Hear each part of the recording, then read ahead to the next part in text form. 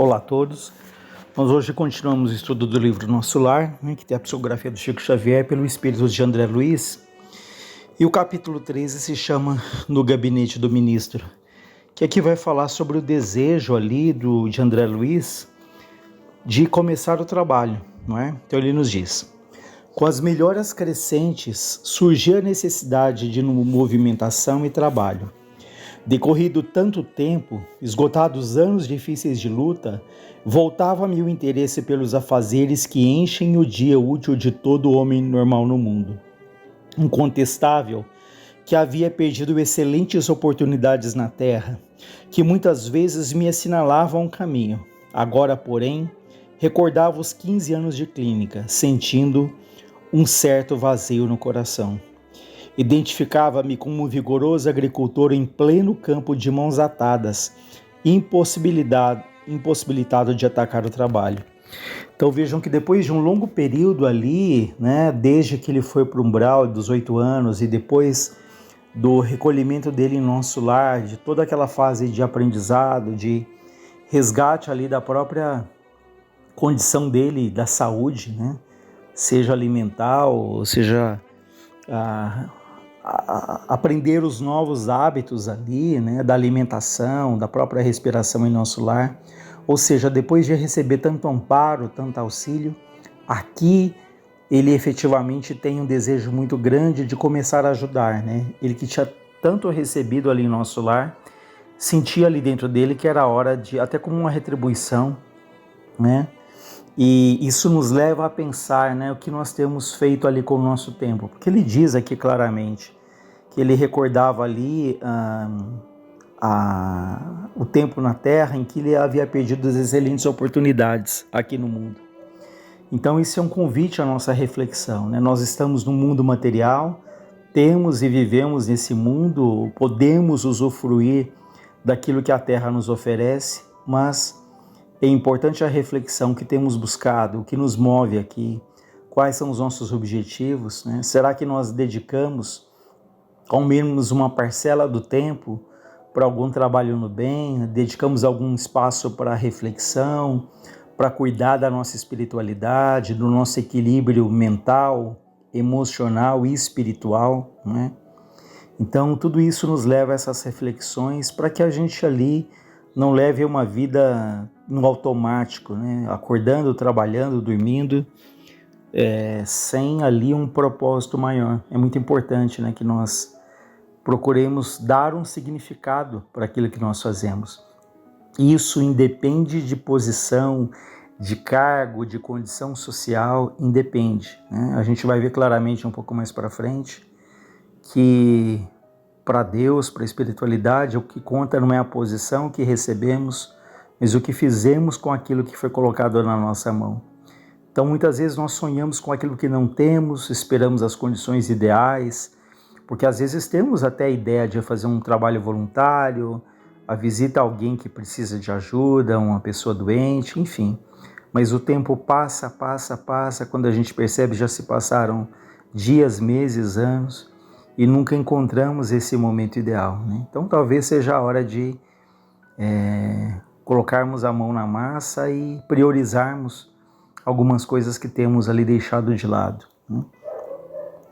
Então ele diz: cercado de enfermos que eu não podia me aproximar como noutros tempos, reunindo em mim o amigo, o médico e o pesquisador, ouvindo gemidos incessantes nos apartamentos contíguos, perto ali, não me era lícito, permitido nem mesmo a função de enfermeiro e colaborador nos socorros de urgência. Claro que não me faltava o desejo. Minha posição ali, contudo, era assaz humilde para me atrever. Os médicos espirituais eram detentores de técnica diferente.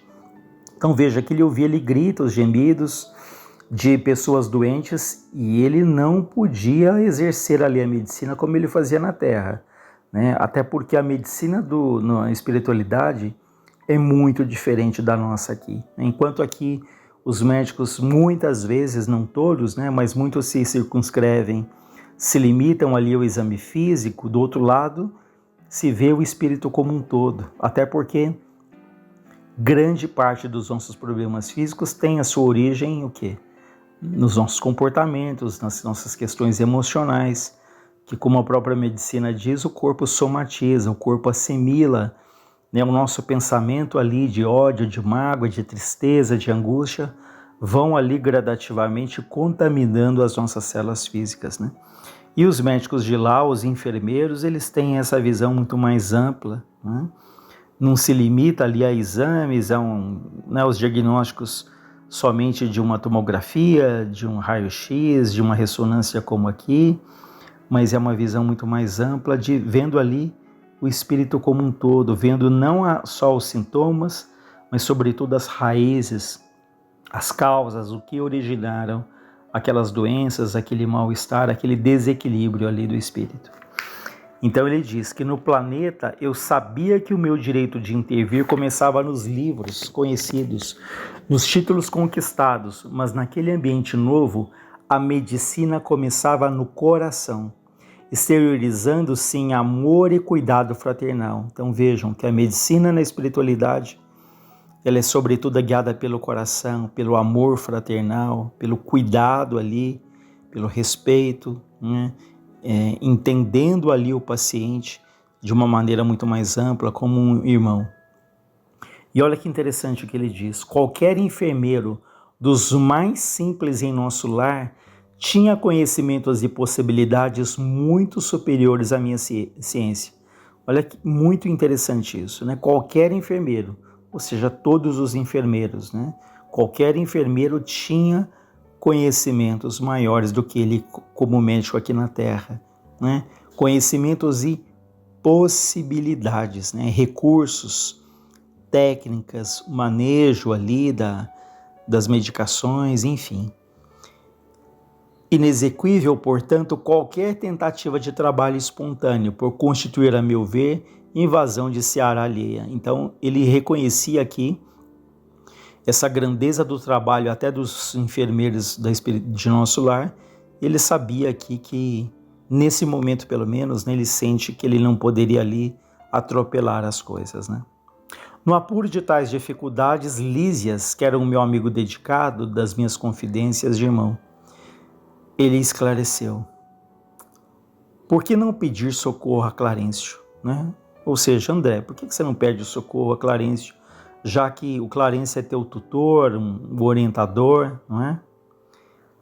E o Lísias diz, né? Ele vai atendê-lo por certo, peça-lhe conselhos, ele sempre pergunta por sua pessoa e tudo fará a seu favor. Animou-me grande esperança, diz André Luiz. Eu consultaria o ministro do auxílio. Iniciando contudo as providências, fui informado de que o generoso benfeitor, né, de que o Clarencio, somente poderia atender na manhã seguinte no gabinete particular, porque eles também têm ali muitos compromissos, eles têm uma agenda muito bem definida, muito bem planejada, né? Então, o André Luiz só poderia falar com o Clarencio no dia seguinte. Esperei ansioso o momento oportuno, diz André Luiz. No dia imediato, muito cedo, procurei o local indicado, qual não foi, porém, a minha surpresa, quando vi que 3 pessoas lá estavam aguardando. Clarencio e identidade de circunstâncias. Então, 3 pessoas aguardando o Clarencio, também com as suas solicitações. O delicado ministro do auxílio chegara muito antes de nós e atendia a assuntos mais importantes que a recepção de visitas e solicitações. Terminado o serviço urgente, Clarencio começou a nos chamar, 2 a 2. Impressionou-me tal processo de audiência. Eu soube, porém, mais tarde que ele aproveitava esse método para que os pareceres fornecidos a qualquer interessado servissem igualmente aos outros, assim atendendo a necessidade de ordem geral, ganhando tempo e proveito. Olha que interessante isso. Clarencio sempre atendia em dupla, porque enquanto estava falando, o outro ouvia e poderia aprender com a experiência do outro, né? Então, com isso, havia um ganho ali de experiências, né? Porque Clarencio, pela sua condição de ministro, tinha muita sabedoria naquilo que ele falava. Era uma oportunidade de aprendizado para a dupla que ali se encontrava e ele ganhava tempo também com isso. Decorridos muitos minutos, chegou minha vez. Penetrei no gabinete em companhia de uma senhora idosa, que seria ouvido em primeiro lugar, por ordem de procedência. O ministro recebeu-nos cordial, deixando-nos à vontade para discorrer. Nobre Clarencio, começou a companheira desconhecida, eu venho te pedir seus bons ofícios a favor de meus 2 filhos. Eu já não tolero tantas saudades. E eu sou informada de que ambos vivem exaustos e sobrecarregados de infortúnios na terra. Eu reconheço que os desígnios do Pai são justos e amorosos. No entanto, eu sou mãe. Eu não consigo subtrair-me ao peso da angústia, né? Então vejam, essa mãe ali pede a Clarencio que ela possa ajudar ali os filhos que estão na terra, né? Ela diz, ela reconheça que os desígnios, que a vontade de Deus é justa, mas ela diz, eu sou mãe, eu não consigo parar ali de ter essa angústia por ver meus filhos sofrendo. E a pobre criatura, né, essa mãe, se desfez ali mesmo em copioso pranto. O ministro, dirigindo-lhe o olhar de fraternidade, embora conservasse intacta a energia pessoal, respondeu bondoso. Mas se a irmã reconhece que os desígnios do Pai, né, que a vontade de Deus é justa e santa, o que me cabe fazer? Ela responde, eu desejava que me concedesse recursos para protegê-los eu mesmo nas esferas do globo. Ou seja, eu queria autorização para voltar à Terra e ajudar ali meus filhos diretamente, né? E o Clarencio responde, amiga, diz o benfeitor amorável, só no espírito de humildade e de trabalho é possível a nós outros proteger alguém. O que me diz de um pai terrestre que desejasse ajudar aos filhinhos, mantendo-se em absoluta quietação no conforto do lar?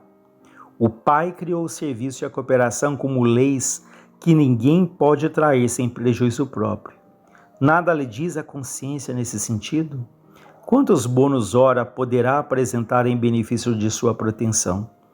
Então vejam que o Clarencio deixa muito claro para ela que só no espírito de humildade e de trabalho é que ela poderia ali ajudar mais diretamente os filhos. Ele pergunta quantos bônus horas ela tem.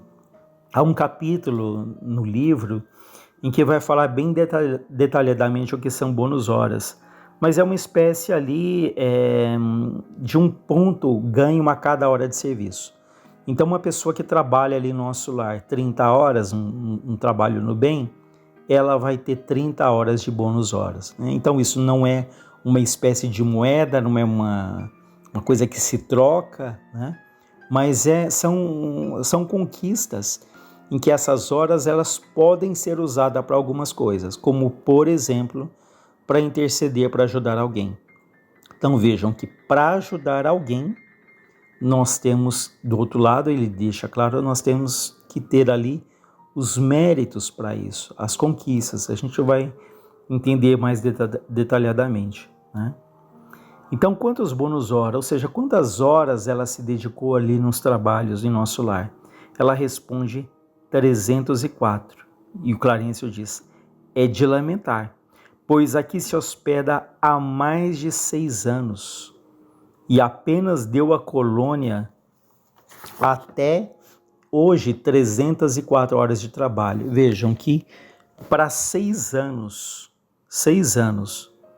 né, trabalhar 304 horas é muito pouco, né? É muito pouco.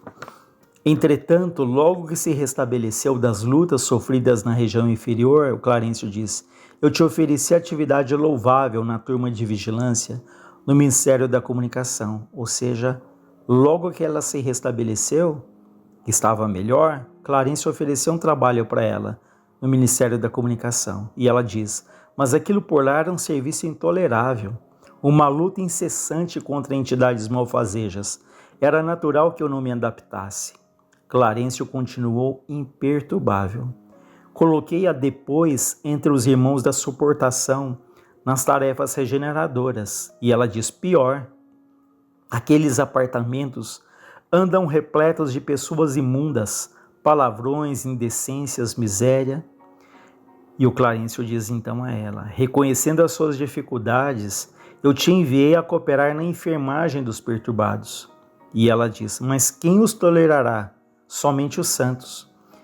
né? Fiz o possível, entretanto, aquela multidão de almas desviadas assombra qualquer um. Não ficaram em meus esforços, o Clarencio diz, sem se perturbar. Eu te coloquei nos gabinetes de investigações e pesquisas do Ministério do Esclarecimento. E contudo, talvez, enfadada, cansada com as minhas providências, a irmã se recolheu deliberadamente aos campos de repouso. Ou seja, ela também não assumiu esse trabalho e por conta própria ela vai ali para os lugares de repouso de nosso lar. E ela diz, era também possível continuar ali, no Ministério do Esclarecimento. Só encontrei experiências exaustivas, fluidos estranhos, chefes ásperos. E o Clarencio diz, pois note, minha amiga, esclareceu o devotado e seguro orientador, o trabalho e a humildade são as duas margens do caminho do auxílio. Para ajudarmos alguém, nós precisamos de irmãos que se façam cooperadores, amigos, protetores e servos nossos. Antes de amparar os que amamos, é indispensável estabelecer correntes de simpatia. Então vejam que para nós ajudarmos alguém, nós temos que, como ele fala, estabelecer correntes de simpatia, conquistarmos uma rede de apoio, conquistarmos pessoas que se interessem também por nós. Não fazemos nada por interesse pensando na troca, mas uma pessoa que ela não faz nada, que ela não olha para o lado, que ela olha só para o próprio umbigo, que só pensa na própria família, ela acaba não criando essas correntes de simpatia, esses laços de amizade. Às vezes ela não tem a quem se recorrer porque ela não se preocupou também com os outros.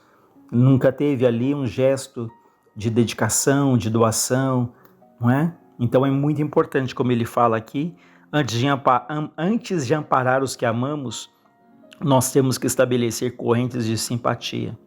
Sem a cooperação é impossível atender com eficiência. O camponês que cultiva a terra alcança a gratidão daqueles que saboreiam os frutos. O operário que entende os chefes exigentes, executando-lhes as determinações, representa o sustentáculo do lar em que o Senhor o colocou. O servidor que obedece, construindo, conquista os superiores companheiros interessados no serviço. E nenhum administrador intermediário poderá ser útil aos que ama, se não souber servir e obedecer nobremente. Fira-se o coração, experimente-se a dificuldade, mas que cada um saiba qual é o serviço útil que lhe pertence. Então fire seu coração, experimente a dificuldade, mas que saiba cada qual que o serviço útil pertence, acima de tudo, ao doador universal, que é Deus.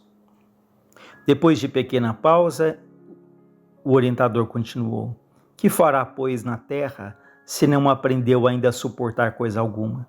Então vejam, o que ela vai fazer na terra se ela não tem essa resistência, essa maturidade?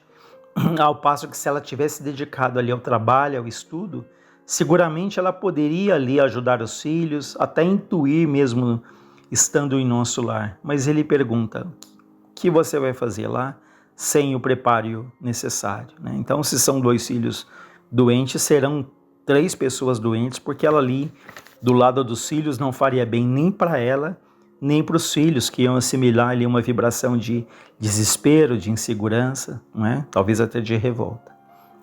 E o Clarencio diz, eu não duvido da sua dedicação aos filhos queridos, mas importa notar que haveria de comparecer por lá como mãe paralítica, incapaz de prestar socorro justo.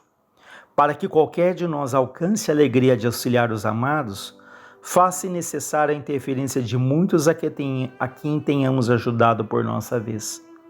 Então vejam, para auxiliar aqueles que amamos, é necessária a interferência de muitos a quem tenhamos ajudado. Ou seja, nós não fazemos absolutamente nada sozinhos.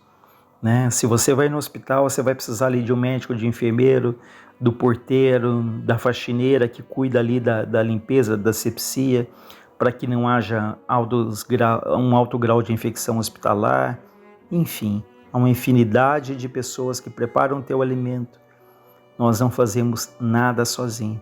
E para termos essa ajuda, para merecermos essa ajuda, nós temos que conquistar também, né, essa simpatia, como se fala. Mais uma vez, não é uma coisa hipócrita, não é forçar nada, mas é uma conquista natural daquele que ajuda silenciosamente, e a vida é aquilo que a gente planta, a gente colhe. Se a gente planta ali atenção, a gente recebe atenção. Se eu planto indiferença, eu vou colher a indiferença também, né?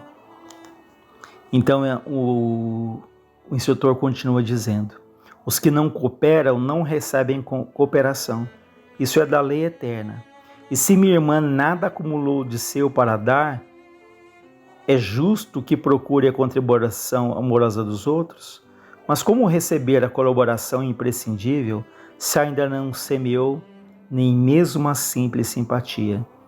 Volte aos campos de repouso onde se abrigou ultimamente e reflita, né? Repense, reavalie, veja o que foi que você fez ou principalmente aquilo que você deixou de fazer, né? Examinaremos depois o assunto com a devida atenção. A mãe sentou-se inquieta, enxugando lágrimas copiosas. Em seguida o ministro olhou-me compassivamente e falou: aproxime-se, meu amigo. Levantei-me hesitante para conversar. Então na próxima semana a gente vai ver aí como foi essa conversa de André Luiz e do Clarencio. Mas sobretudo só de ouvir esse diálogo com a mulher, uma série de coisas ali já mudaram na cabeça dele, um certo receio, porque Clarencio foi muito atencioso com ela, mas foi muito objetivo, né? Que isso é típico desses espíritos mais maduros. Eles são amorosos, eles são atenciosos, mas eles não deixam de falar aquilo que precisa ser falado, né? Claro, sempre ali com o desejo de que aquela criatura se ajude, sempre ali pautando pelo respeito, mas ele fala ali aquilo que era imprescindível que essa senhora soubesse, que ela acordasse ali, né, daquela situação em que ela estava mergulhada de comodismo, né, esperando que algo acontecesse. Tá? Mas na próxima semana nós iniciamos o capítulo 14, que se chama Elucidações de Clarencio, que aí sim é o diálogo ali de André Luiz com Clarencio. Tá? Que Deus nos acompanhe, nos ampare.